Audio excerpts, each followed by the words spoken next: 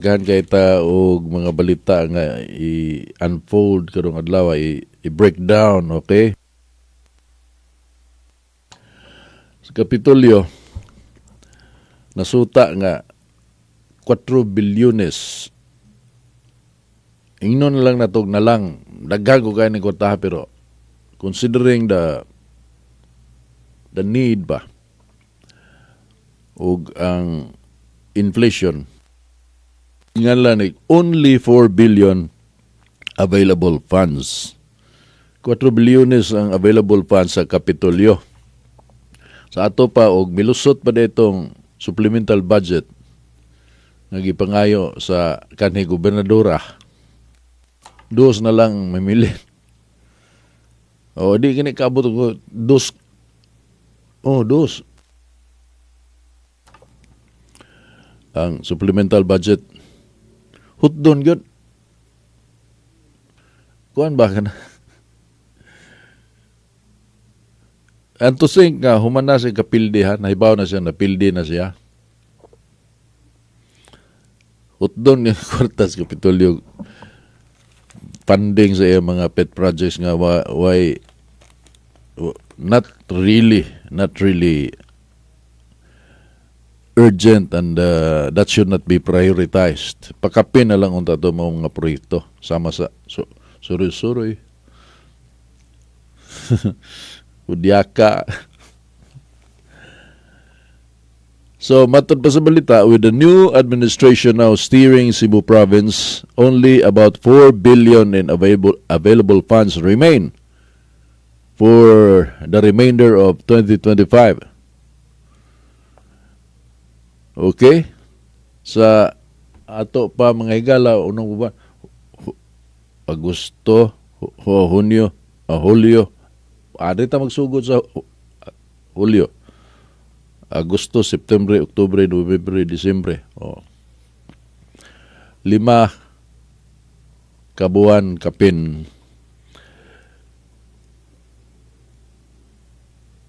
Lahi mga higala, kay only 4 billion man available funds for the remaining months of the year 2025. Layo rin sa 25 bilyones spending plan nga gi-aprobahan sa miaging administrasyon. Governor Pamela Pambaricuatro's camp has denounced the 25 billion annual budget as quote-unquote wishful thinking, citing that the province realistically collectible revenue hovers just above 9 billion. Pero yan sa nasa City Hall, nga si Mike ngayon og 100 billion nga annual budget para sa 2025. Unya, niadtong 2023 alang sa annual budget for 2024 50 bilyones. Ang nakolekta 18. Una na ngayog 100. Maura sa ni bida. Para di iwara-wara ra gyud sa media mga higala, hindi makitaan po sa national media nga kana kwarta day no, probinsya sa Sugbo niya. Kinsa man gobernador si Gwen at pangingiga na ba? Di na matayo-tayo. 25 billion spending plan approved. So giaprobahan ni sa previous administration mga higala. Ugi sa ni denounced as wishful thinking nining bagong administrasyon. Si Provincial Administrator is Durano. May paibaw atol sa usa ka press conference kagahapon nga 2.1 bilyones ang available for the last 6 months of 2025 based on the province approved annual budget. Mura na lang 9 million mga higala. Niya,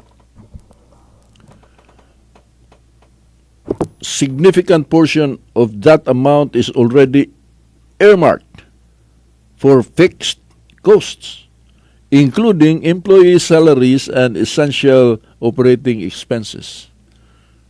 Napa ng kwarta pero gusto ho no nagyuna kay sweldo pa man, para sa sweldo dili na excess money earmarked mga higala. So every month until the end of the year we have 350 million a month mo na'y magamit ni Gov sa mga priority programs. However, Durano noted that the provincial treasury still holds approximately 5 billion in unused cash. A large portion of this amount, they clarified, is locked in trust funds, including the Special Education Fund, which are earmarked for specific restricted purposes. Of the total, roughly 2 billion belongs to the general fund, which can be added to the 2.1 billion left in the current budget to support the province spending needs. Quote, roughly, we have about 4 billion until the end of the year.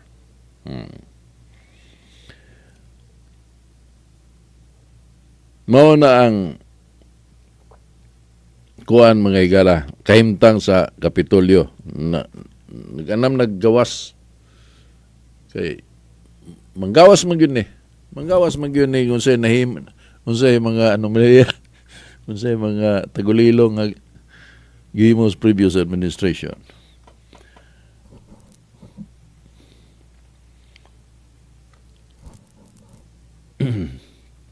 Matod pa ni is Durano, dili kaabot og 10 billion kundi 9 billion kapinra ang expected revenue annually.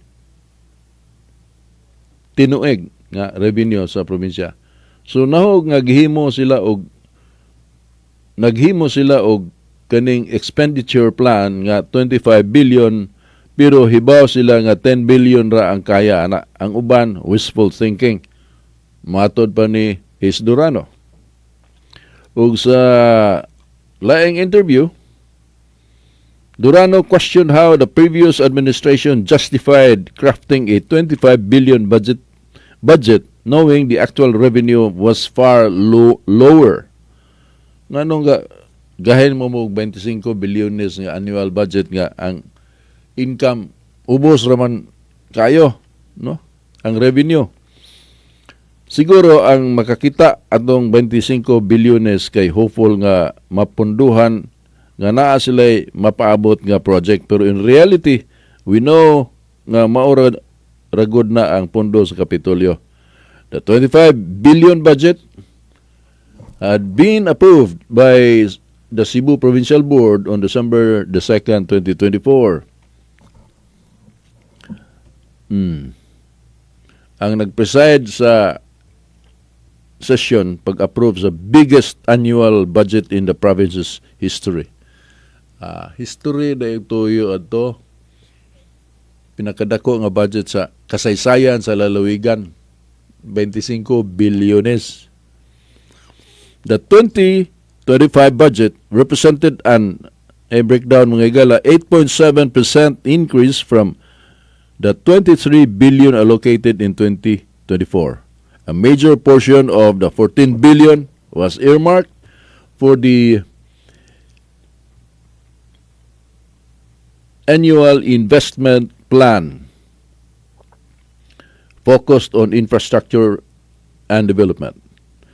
Key allocations included 3.8 billion for health services, 3.5 billion for roads and solar street lights, and 3.3 billion for a bulk water supply program for 25 local government units. So mao ni ang the additional funding included 371 million for disaster risk reduction and 1.25 billion for the gender and development plan. What the hell is this? The budget ordinance authored by then provincial board member Glenn Soko passed all readings. Gender?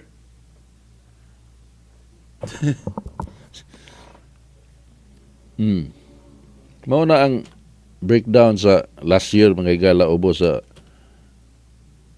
administrasyon ni Gwen Garcia. Bari 4 also flagged the absence of crucial programs despite departments having budget allocations. Nakita na. Some departments, including social services and agriculture, reportedly have funds but no specific program in place. Gipunduhan o kwarta pero way programa. Basta kay naamoy kwarta dia pero wa pa kay bagong saan na paggasto. Wa may programa. Naa sila'y pundo, matud pa ni Pambari 4, Governor Pambari 4. Quote, naa sila'y pundo pero walay programa, so how will you execute those budgets if you don't have those programs? Mao yun. She directed all department heads to submit proposals for concrete programs and to coordinate with national agencies. Baricuatro emphasized the need to align with national-level initiatives, many of which could be adopted in the province. Daghan kaayong programa sa national agency nga pwede nato ma-adapt sa atong province and walay proper coordination with national agency, matud pa ni Governor Pambari 4. Matud pa niya, the Department of the Interior and Local Government already has templates and governance models that the province can follow. Baricuatro explained that while the DILG has already provided a clear template and set of policies to follow, the current situation feels unstable, likening it to a house of cards. So muna ang update mga higala sa kapitolyo. Samtang diri sa siyudad. Mao gyapon. Nagay tendency to splurge ba? To splurge because naamanggoy kwarta. Ang problema anang naay kwarta kay masubraan mo gasto. Pero gwa kay kwarta kanang giingon sa una ni agingon ni Tami Osmeña nga skin and bones. Budgeting, skin and bones. Mao na'y wise si Piat. Kay ang budget kana mang fixed na daan nga gastuanan. Fix na. Sweldo mga tao, krudo, or fuel sa mga sakyanan, kanang naandan nga gasto. Unya ug naaman ugaling mga bagong proyekto o special spending ari na tapakan sa kinini ang supplemental budget. So makita na gyudaan ang angay gastuan di pareha ning punduhan mo kwarta wa pa kay bawog unsay nga paggamit ana. So nanay kwarta wa pa kay bawog unsa ang paggasto nimo. So mag-imagine ka kung saan na paggasto. Una ang sobra na ari na to na bahinon sa kinini ang hinapos tuig. Ato nang bahinon, ibonus na kay ug di na ibonus mo balik mo na sa national or sa provincial coffers. So it has to be spent. Bonus. Kawagin nungdan. Patuon ta nga maayo kay administrasyon. Sus, naay mga pictures mga higala sa provincial hospitals nga practically abandon gyud kana bang pareha gud nang atbang sa UP katong originally kuan mga higala kanang puyanan sa mga poor but deserving students sa probinsya. Programa ni Tingting de la Serna. O man to, kanang dormitory. Dormitory for poor but deserving students. Mga kabus apan. Kanang komunista kay utok ba? Wa man gito hinungdan nga proyekto. Pero ang gasto to, loan god. loan something like 400 million. So, kuan, nahog sa White Elephant, gi-rescue ni kani Gobernador Gwen Garcia, gihimong cultural center. Gipuyan sa dugding nato ron. Agi di sa UP.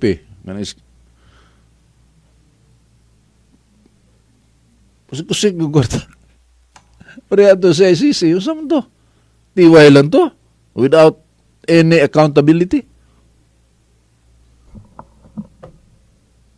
Magsaling ba kayo, ikihanin mo, makadaog mas kaso. So, not guilty. Nakadaog ko sa kaso, pero bidag nga nung not guilty.